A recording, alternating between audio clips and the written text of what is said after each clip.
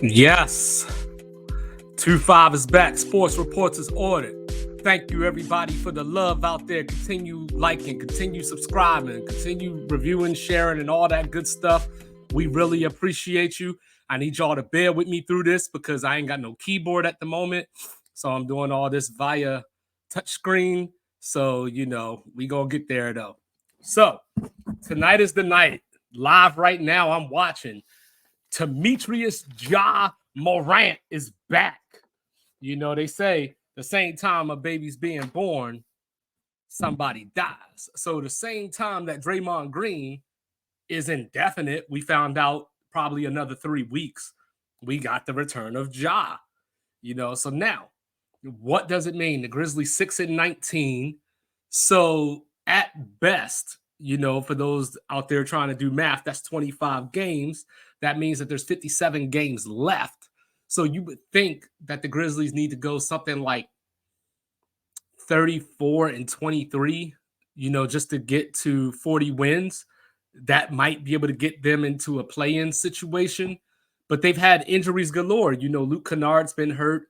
Marcus Smart with a foot strain. Steven Adams out for the season. So on and so forth. So can the Grizzlies do it? I think no. At the very least, they may get a play-in spot. But like I said, 34-23 gets them to 40. So you got to figure, 39-18 gets them to 45. That's where you can feel a little bit more comfortable around the 6th seed, maybe. But, Memphis, 6-19, as I said, without Ja this year. They were 33-17 without him at one point. But now we got a redemption story here. Can Ja Morant be the hero? Can he maximize the talent that we know that he has? Now, last year, he should have been first-team All-NBA if he could have stayed out of trouble. The last 2 years, he probably should have got MVP votes, especially the prior year.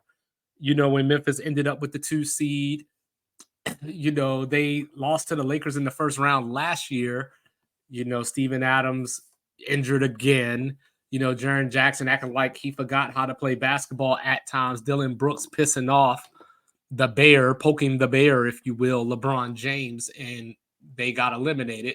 So now, it's a new year. Hopefully it's a new Ja. Now, with that being said, Ja, I need you to get it together. All my little young kids out there, young black kids out there looking for a role model. Hold your role models accountable.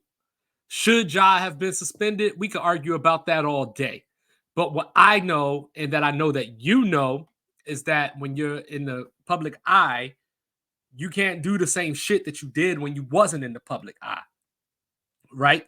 You got to live your life a certain way. You got to stay low. You got to stay quiet. You want to go beat up the dude at Foot Locker? You got goons for that. You trying to beat up a 17-year-old for throwing a basketball in your face? You got security for that. You don't get your hands dirty.